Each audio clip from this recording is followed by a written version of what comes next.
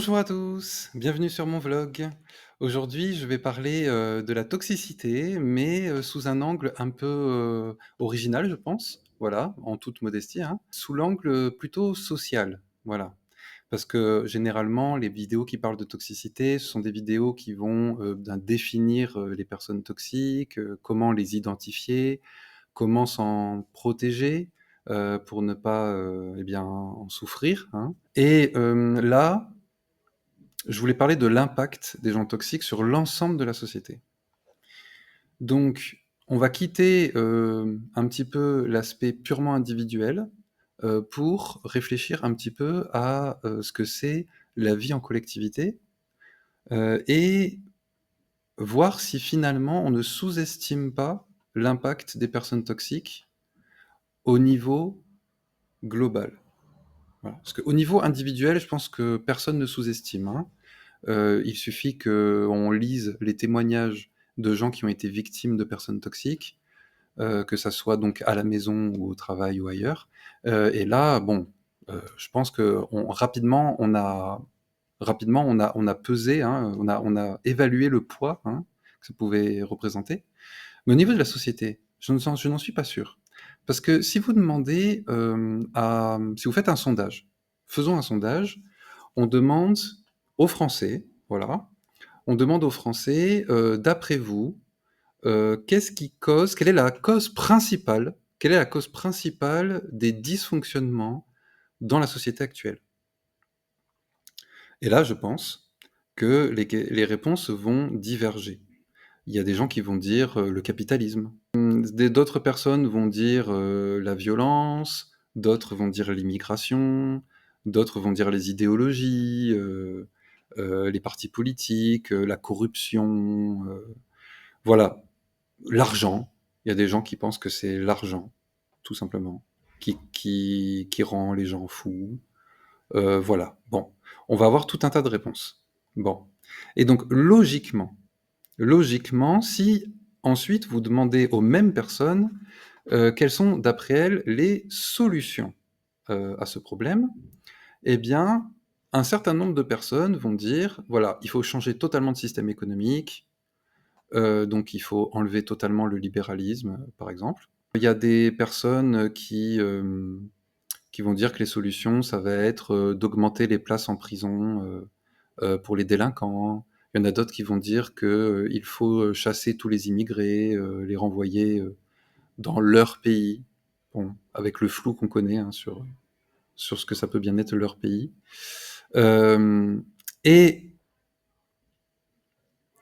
et donc, ils vont sous-entendre tous qu'en modifiant, le régime politique ou ce que certains appellent le système, eh bien on va, obtenir une société fonctionnelle, on va obtenir un vivre ensemble, serein, pacifié, apaisé. Eh bien je n'en suis pas sûr. Je n'en suis pas sûr parce que, moi je vous propose aujourd'hui une autre vision des choses. Imaginons que la principale cause des dysfonctionnements, ce soit en réalité les personnes toxiques. Et maintenant, changeons la société.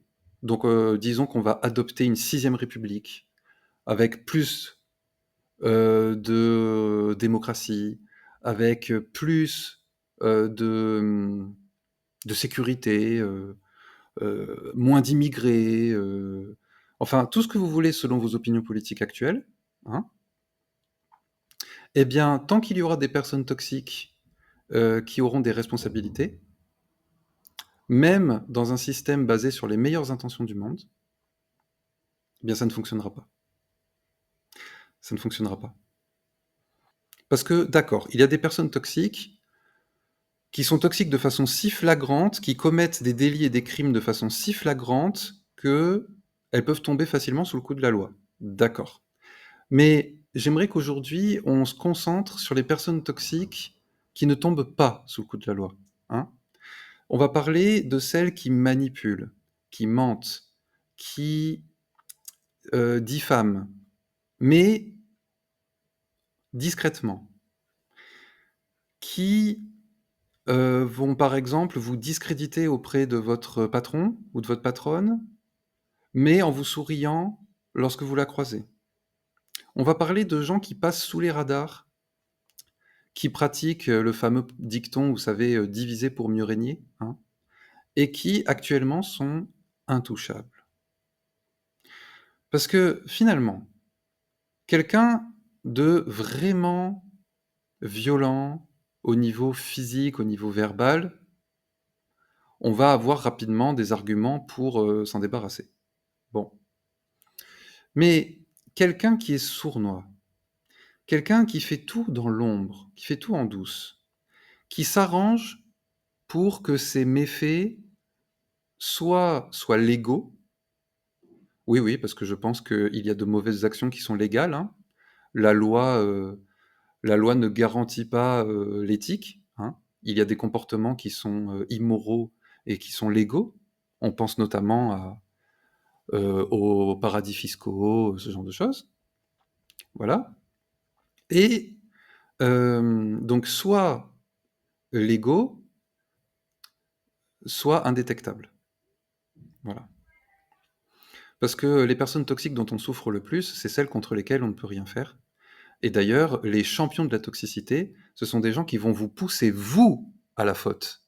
Et c'est vous qui allez être puni, c'est vous qui allez être sanctionné à cause d'eux, à cause d'elles, ces personnes toxiques. Et oui, imaginez quelqu'un qui se tient toujours très bien, qui est toujours poli, toujours courtois, mais qui est une vipère d'une puissance incroyable. Si vous sentez profondément la blessure de l'injustice et que vous vous révoltez et que vous devenez violent, verbalement ou physiquement, c'est vous qui serez en tort. La personne toxique deviendra la victime et elle triomphera aisément de vous. Alors, là, c'est largement le temps de définir un petit peu les termes. Parce que vous avez peut-être remarqué que quand je parle de personnes toxiques, depuis le début de cette vidéo, j'utilise toxique dans un sens très large. Et je pense que n'importe qui connaît un petit peu la psychologie, qui a fait un peu des études de médecine ou autre, va très facilement m'épingler en commentaire en me disant Jean-François Vivi-Corsi, tu es bien gentil, mais ce n'est pas très précis, hein, ton vocabulaire. Eh bien, soit. Soit. Donc là, je vais définir un petit peu ce que je considère comme toxique. Ce sont des personnes qui sont totalement dénuées d'empathie, vraiment totalement, hein. Empathie absolument réduite à zéro, voilà, ou sympathie, selon les termes que vous préférez utiliser. Ce sont des personnes qui sont donc absolument égoïstes, voilà, égocentriques, encore une fois, c'est comme vous préférez, et qui vont en permanence euh, axer tout leur comportement dans une stratégie. Donc ce sont des personnes qui n'ont jamais de réaction spontanée. Ce sont des gens qui ne vont avoir que des actions et des paroles calculées. Calculées en vue d'un objectif. D'accord Et voilà, là, vous voyez bien que j'ai une définition très large de toxique. Parce qu'en fait, les personnes dont je parle, ce sont des personnes qui, tant que leur carrière ou leurs objectifs ne sont pas bloqués, ce sont des personnes qui peuvent être considérées comme sympathiques, utiles, efficaces, productives. Donc en fait, ce sont des personnes parfois dont on ne pense que du bien pendant des années. Pendant des années, jusqu'à ce qu'à un moment donné, leurs objectifs soient bloqués par quelqu'un. Et là, on va se rendre compte de leur véritable visage. Ils vont révéler la vérité de leur tempérament et ils vont utiliser toutes les méthodes, même les plus abjectes, pour euh, détruire l'obstacle. Et si cet obstacle est une personne, ils vont détruire la personne.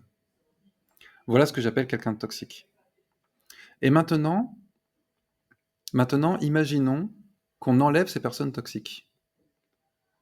Ah, c'est intéressant. Donc on est déjà parti du principe qu'on a enlevé les personnes qui sont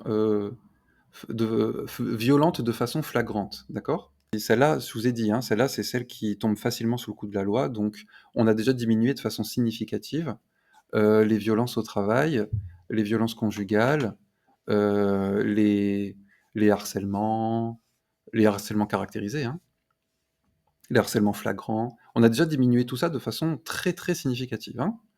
Et là, je pense que la société est déjà en train d'évoluer là-dessus. En revanche, pour c'est les personnes les plus sournoises, hein, celles qui s'arrangent pour ne jamais tomber sous le coup de la loi, si on les enlève elles aussi, je pense que là, on va réduire les harcèlements, les violences conjugales, les injustices au travail, la corruption, la corruption en politique, dans les administrations, dans la gestion des fonds publics, etc., etc. Là, on va la réduire, je pense, à un stade extrêmement bas. Et là, soudain, notre système soi-disant pourri, notre société soi-disant dysfonctionnelle, oh, incroyable, elle va commencer à fonctionner finalement. Bah oui, parce que si vous enlevez toutes ces personnes-là, toutes ces personnes égoïstes qui sont prêtes à tout pour réaliser leurs objectifs, qui sont prêtes à tout pour avoir un maximum d'emprise sur leurs conjoints ou sur leurs collègues, leurs employés, etc., ou leurs électeurs, hein, leurs administrés, leurs camarades d'association, etc., eh bien, si on se retrouve avec uniquement des personnes fraternelles, eh bien, on se rend compte que finalement, ce n'était peut-être pas le système qui était pourri. En fait, c'est les gens. Et tant qu'il y a ces gens-là, tout système, n'importe lequel, va apparaître pourri. On peut modifier tout ce que vous voulez, ça ne fonctionnera pas. Voilà, donc moi je pense qu'il faut vraiment une grosse prise de conscience aujourd'hui. Une grosse, grosse prise de conscience. En fait, on est toujours en train de chercher des causes et des solutions superficielles. Et à mon avis, quasiment personne n'a identifié la véritable racine du mal. La véritable racine du mal, c'est les personnes dénuées d'empathie. C'est la toxicité. Ces gens-là représentent le contraire absolu de la fraternité. Et sans fraternité, la République ne fonctionne pas. N'importe quelle République, la sixième, la cinquième, la septième, la quatrième, tout ce que vous voulez, aucune ne fonctionne. Alors, si on identifie cette racine-là comme étant la racine du mal, quelles sont les solutions? Eh bien, là, je risque de vous décevoir. Parce que les solutions, avec des gens aussi sournois, elles sont maigres. Mais elles existent. D'abord, je pense que sur une perspective de long terme, il faut vraiment donner une priorité très très très forte à l'éducation de nos enfants. Parce que il y a une catégorie de personnes toxiques, vous savez, qu'on appelle les pervers narcissiques. Ce sont de très très grands manipulateurs, hein, les pervers narcissiques, qui sont capables d'exercer des emprises, euh, des emprises affreuses sur les gens, sur leurs proches, hein, ou sur leurs collègues. Et dans les vidéos que j'ai vues sur les pervers narcissiques, des vidéos de psychologie, hein, où s'exprimaient des psychologues diplômés, bien sûr, eh bien, certains disent qu'on a repéré peut-être des points communs dans l'enfance de ces pervers narcissiques, qui sont à peu près les mêmes points communs que dans l'enfance des psychopathes. Alors cette fois-ci, psychopathes dans un sens médical, hein, donc pas forcément des serial killers, mais des gens qui sont totalement dénués d'empathie ou de sympathie. Eh bien, un de ces points communs, ça serait une enfance sans amour. Et donc, a priori, plus on élève nos enfants dans l'amour, plus on diminue la probabilité d'obtenir des psychopathes ou des pervers narcissiques ou des personnes toxiques une fois devenus adultes. Sachant que la toxicité, en réalité, je parle d'adultes, hein, mais la toxicité, on la voit à l'œuvre parfois dès la fin du primaire, hein. Alors c'est rare, hein, en général, ça se réveille au collège, hein. Mais dès la fin de primaire, j'ai vu des enfants qui s'orientaient nettement vers des comportements toxiques, manipulateurs, clivants, où on manipule de loin, des personnes, pour les monter les unes contre les autres et cetera. Dès la fin du primaire, on a déjà des professionnels, et ça fait peur. Bien, donc déjà, il faudrait une grosse prise de conscience au niveau éducation. Comment on élève nos enfants? Dans quel climat aussi on les élève? Dans quel contexte? Dans quel genre de contexte? Donc ça, je pense que c'est un point sur lequel, c'est urgent de travailler. Dans tous les cas, on ne construira aucune société, si avec des enfants qui ne sont pas élevés dans l'amour. Et là, encore une fois, on peut créer n'importe quelle république, n'importe quel régime politique, n'importe quel système économique. Si nos enfants, sont en souffrance, ils deviendront des adultes, dysfonctionnels. Voilà.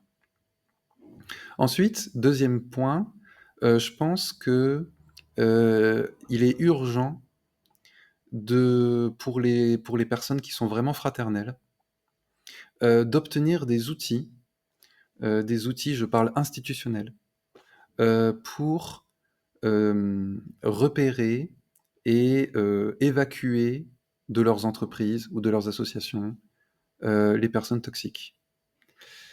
Alors ça pose de très, très grosses questions, hein, de très grosses questions, c'est-à-dire, parce que là, il faut être sûr de ne pas se tromper, hein. Je pense que lorsqu'on n'est pas bien formé, lorsqu'on n'est pas, spécialiste, hein, médecin ou psychologue ou les 2 en même temps, et bien, on pourrait faire des erreurs. On pourrait, considérer comme toxiques, comme profondément toxiques, des personnes qui, en réalité, n'ont eu que épisodiquement des comportements qui s'apparentent à de la toxicité. Bon, là, ça commence à devenir très complexe. Donc là, je n'ai pas de solution idéale. Mais en tout cas, je pense vraiment que si, des gens, hem, qui se considèrent comme fraternels, qui se considèrent eux-mêmes comme fraternels et qui se considèrent les uns les autres comme fraternels, si ils décident de créer de zéro des associations ou des entreprises ou des écoles, enfin, vous voyez, n'importe, des partis politiques, n'importe, n'importe quel groupe où ils ont comme priorité, l'absence de personnes toxiques dans leur groupe et que donc lorsqu'il commence à y avoir, des lorsqu'il commence à y avoir, des gens qui sont montés les uns contre les autres, ces gens-là, s'ils ont l'intelligence, parce que c'est pas toujours le cas, hein, s'ils ont l'intelligence de comprendre que, cette haine qui commence à s'installer entre eux, elle est due à l'action toxique et manipulatrice et sournoise d'un élément toxique, parmi eux, et que donc ils ont cette priorité, comme j'ai dit tout à l'heure, et ils l'évacuent, cette personne, à la place de s'exclure les uns les autres, de se combattre les uns les autres, eh bien, ils pourront maintenir un groupe sain, un groupe fonctionnel, un collectif euh, efficace, aussi longtemps qu'ils réussiront à s'en prémunir. Les collectifs qui font les plus grandes choses et qui prenez des groupes de musique, vos groupes de musique préférés, ceux qui durent longtemps, ceux dont les membres restent soudés longtemps, pendant parfois des décennies, hein. On a des groupes qui sont restés des décennies ensemble. Eh bien, c'est probablement parce qu'ils ont réussi à avoir un groupe sans personnes toxiques à l'intérieur. En revanche, au contraire, hein, vous prenez n'importe quel groupe de n'importe quelle taille, il suffit de une personne toxique dedans, et ce groupe va exploser. À court terme, hein, à court terme. Ou à moyen terme, si on a de la chance, mais il va exploser. Il va exploser, c'est garanti. Garanti. Et malheureusement, c'est souvent le contraire, hein, que j'entends. J'entends souvent que des personnes toxiques, ben, ce sont elles qui s'arrangent pour rester, ce sont elles qui font virer, qui elles veulent. Parce que, ben, il y a des techniques, qui sont redoutables, hein, qui sont redoutables. Dire, si cette personne toxique n'est pas le patron ou la patronne, parce que si c'est le patron ou la patronne, il y a pas de solution, vous devez changer d'entreprise. Voilà. Bon, c'est sûr. Bon, voilà. Mais imaginons que le patron ou la patronne ne soit pas, quelqu'un de toxique, ne soit pas un psychopathe. Hem, la personne toxique, elle, dans l'entreprise, elle va, s'arranger pour aller souvent voir le patron ou la patronne, hem, la établir une amitié factice, avec elle, lui parler souvent, lui donner des informations, se faire mousser sur la qualité de son travail à elle, sur le fait que, il y a que elle qui est compétente, qu'il y a que elle qui, informe réellement, ce patron de ce qui se passe, dans l'entreprise. Et un patron, il a besoin de savoir ce qui se passe dans son entreprise. Un patron ou une patronne, hein, encore une fois. Et et donc, cette personne toxique, une de ses priorités à elle, ça va être de se faire considérer comme, indispensable. Ça va être du point de vue du patron ou de la patronne, ça va être la personne ressource par excellence. Et donc, cette personne toxique va s'arranger pour avoir l'oreille, du chef ou de la chef en permanence, que cette, chef considère tout ce qu'elle dit comme, fiable, utile, vrai, voilà. Et elle va s'arranger pour que sa hiérarchie suive tous ses conseils, et licencie ou ne renouvelle pas les contrats, des employés que cette personne toxique juge incompatibles avec son entreprise, enfin, je veux dire, son, avec son objectif, de pouvoir, d'emprise, de contrôle absolu. Voilà. Donc, voilà où on en est. On a aujourd'hui partout, même dans des associations caritatives, même dans des associations humanitaires, où on se dit que il ne doit y avoir là-dedans que des gens qui sont des agneaux, qui sont doux, qui sont bienveillants, qui sont humanistes, philanthropes, généreux, enfin, pas du tout, pas du tout. Jusque dans les associations caritatives, on a là des personnes indéboulonnables, horribles, profondément toxiques, qui ne lâchent jamais le contrôle, qu'elles ont, établi, sur qui va avoir les bonnes grâces ou pas de la hiérarchie, et qui vont utiliser toutes les armes possibles pour, conserver ce pouvoir. Oh là là! Donc vous imaginez que pour changer de paradigme, il faudrait qu'on ait un changement profond de culture, en fait. Il faudrait qu'on mette la fraternité très, très, très haut, dans la hiérarchie de nos valeurs, et que, on considère, les comportements fraternels comme aussi basiques, aussi fondamentaux, que les éléments les plus fondamentaux de notre culture, hein. On inculque quoi aux enfants? On inculque la politesse, courtoisie, le respect, les principes de la vie en société, vous voyez? Mais ces enfants deviennent adultes, la plupart du temps, sans avoir entendu une seule fois le mot toxique. Alors qu'en fait, moi je pense que c'est aussi important d'apprendre à un enfant de dire merci et s'il vous plaît, que de lui apprendre ce qu'est une personne toxique, et de lui signifier qu'on ne peut rien faire de durable, de juste, de fraternel avec ces gens-là. Il devrait y avoir des cours de psychologie obligatoires dans le tronc commun, collège-lycée, avec comme priorité éducative, la le ciblage le repérage et l'évacuation de la toxicité. Voilà, j'espère que je vous ai donné matière à réflexion. Je crois vraiment que ce sujet est trop souvent abordé d'un point de vue, individuel et pas assez d'un point de vue sociétal. Voilà, donc j'espère initier un petit peu, une réflexion sociétale sur la toxicité et je vous invite du coup à considérer que les changements institutionnels et les changements systémiques les changements économiques sont moins importants que ce genre de changement-là dont je parle, qui est un changement que j'ai qualifié de culturel en réalité. Et je vous invite, en attendant la prochaine vidéo, à vous exprimer en commentaire. Voilà, et surtout, réfléchissons bien.